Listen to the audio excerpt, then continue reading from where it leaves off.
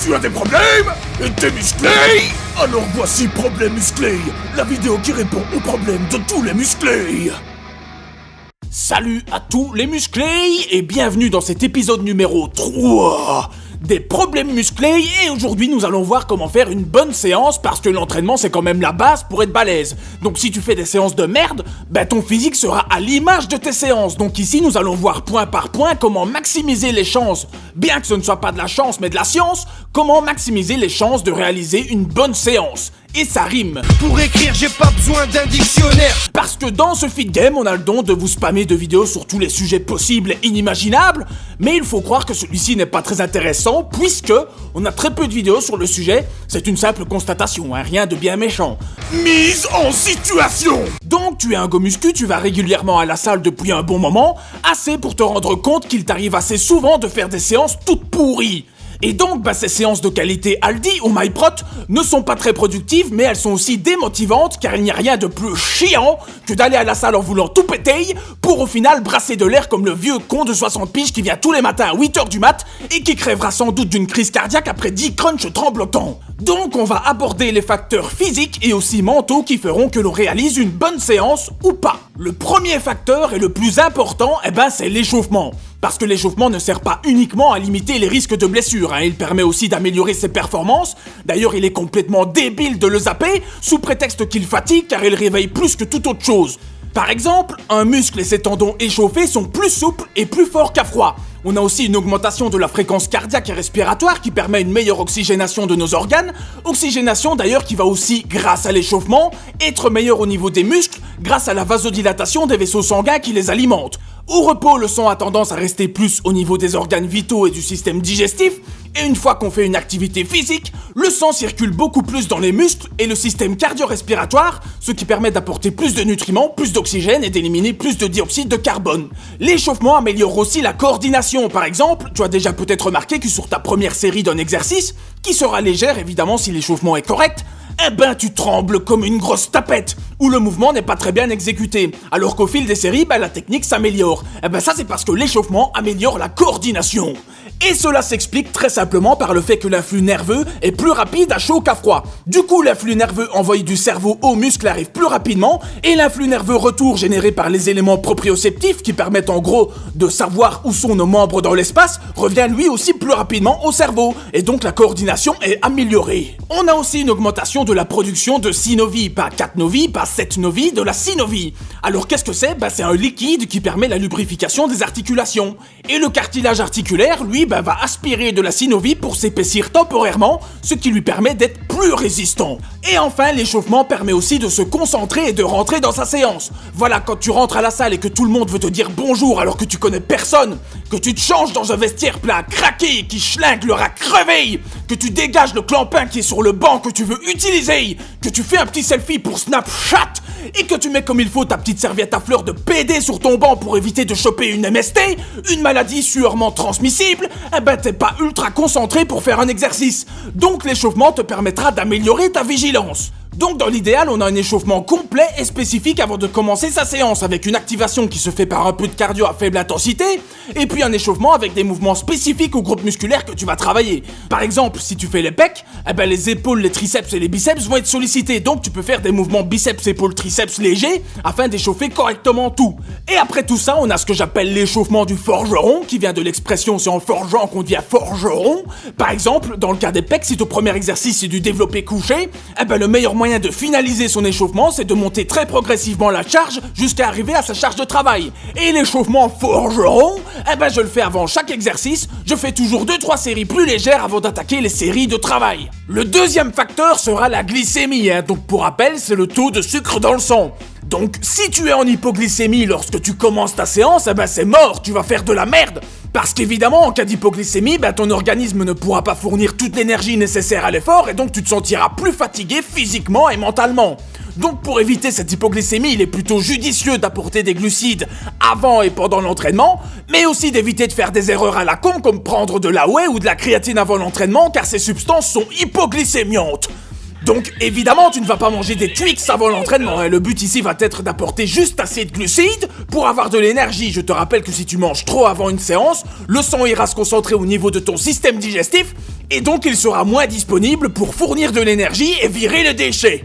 Une bonne source de glucides avant l'entraînement, par exemple, c'est de manger une banane mûre, tout simplement bien tachetée, ou alors de mettre du waxy maize ou de la maltodextrine dans sa boisson à consommer pendant l'entraînement. En général, il est recommandé de prendre 40 grammes de malto ou quoi dans sa bouteille. Personnellement, je trouve que c'est beaucoup trop car la boisson sera moins hydratante, et 15 à 20 grammes suffisent largement pour éviter une hypoglycémie pendant sa séance. Et évidemment, les gars sponsorisés qui veulent se faire des thunes et les marques de suppléments, ils vont pas vous dire d'en prendre 2 fois moins pour la même efficacité, sinon ils vont se faire 2 fois moins d'argent. Heureusement, je suis là pour établir la vérité. Le troisième facteur très important aussi, c'est évidemment l'hydratation. Lorsqu'on est déshydraté, les performances diminuent très rapidement, car notre corps est composé d'à peu près 65% de flotte. L'idéal étant qu'elle soit dans les cellules et pas à l'extérieur, sinon tu deviens comme un bonhomme Michelin, flotteux comme Micheline. Donc il est important d'avoir une hydratation régulière pendant l'entraînement, parce que par la transpiration on perd de la flotte évidemment, mais aussi beaucoup de sodium ainsi que du potassium, deux minéraux très importants eux aussi pour la performance. C'est pour cela qu'il est préférable d'opter pour une eau minérale basifiante riche en sodium et potassium durant l'entraînement. Alors comme j'ai déjà dit quand je parlais des glucides, il faut aussi éviter de trop charger sa bouteille en petits BCA ou en glucides, car si la concentration dépasse les 8% dans la boisson, eh ben elle perd en qualité hydratante et deviendra un peu trop lourde à digérer, ce qui est évidemment gênant. Il faut donc boire suffisamment dans l'heure précédant l'effort, 300 ml c'est pas mal, voire plus s'il fait vraiment chaud, et boire régulièrement pendant l'effort. Moi je bois 1 à 2 petites gorgées après chaque série, c'est devenu un peu une habitude, un toc. Après tu fais comme tu veux, tant que tu bois au moins toutes les 10 minutes maximum. Et pour 1 heure d'effort, 1 litre d'eau c'est le minimum syndical évidemment. Et plus il fera chaud, plus tu transpireras, plus cette quantité devra être revue à la hausse. Et d'ailleurs pour l'anecdote, je bois aussi beaucoup d'eau en enregistrant une vidéo, tout simplement parce que je perds beaucoup d'eau en postillon, peu. Tu verrais mon écran, c'est dégueulasse. C'est pas un anti-pop qu'il me faut, c'est une piscine. Le quatrième facteur, c'est tout simplement celui qui t'apportera le courrier. Non, c'est l'heure à laquelle où tu t'entraînes. Par exemple, si t'es habitué à t'entraîner au soir et qu'un jour tu dois y aller au matin, tu vas te dire putain fais chier, j'ai la flemme, le matin c'est fait pour dormir, j'ai la tête dans le cul, en plus il y a tous les retraités, les étudiants qui sèchent les cours. Moi je séchais les cours pour aller à la muscu, écoute, faut avoir des priorités dans la vie. Je séchais histoire, mais je suis un bon historien, regarde, le 3e roi de la Belgique, c'est Louis XV. Bref, à l'inverse, si t'es habitué à t'entraîner au matin et que tu dois y aller au soir, tu vas te dire « Putain, je suis crevé, j'ai eu une dure journée, en plus ce gros compte caissier au champ était super lent, j'ai perdu 20 minutes. » Et tout ça parce que nous avons ce qu'on appelle une horloge biologique qui fait qu'avec l'habitude, on est plus prédisposé à réaliser les tâches à leurs heures habituelles. Évidemment, ça touche à tout, le sommeil bien sûr, puis l'entraînement, le boulot, emmerder les gens. Tu seras un meilleur troll si tu trolls à une heure régulière.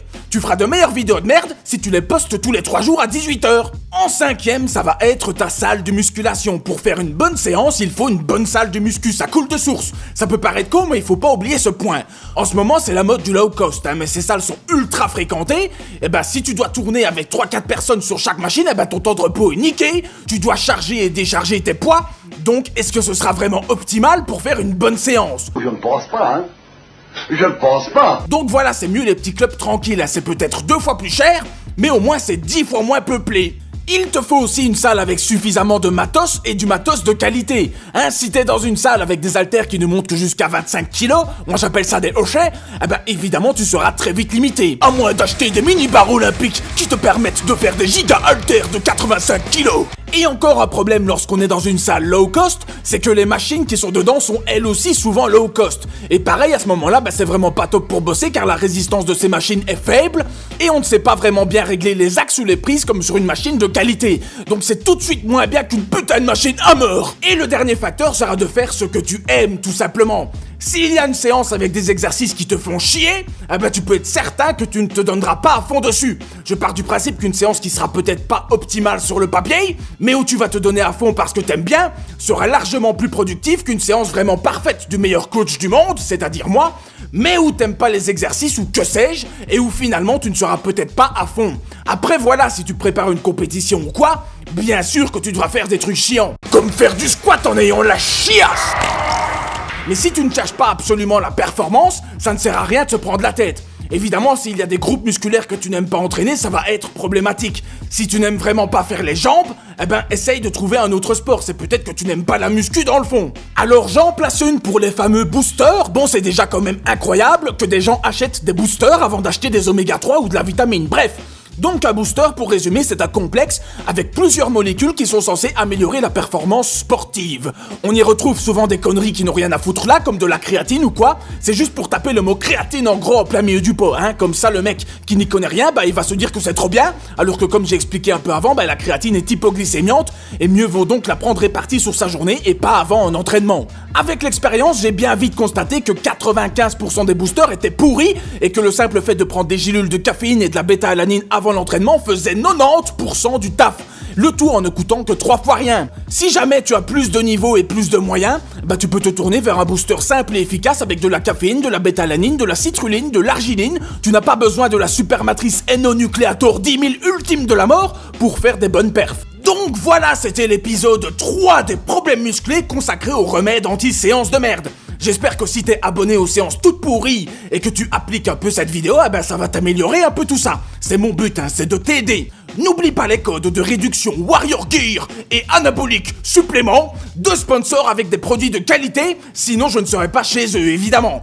Merci d'avoir regardé cette vidéo et à très bientôt pour de nouvelles aventures. Putain, je me suis niqué la voix. Dans mes couilles. Dans mes couilles. Directement dans mes couilles. Dans mes couilles. Tu sais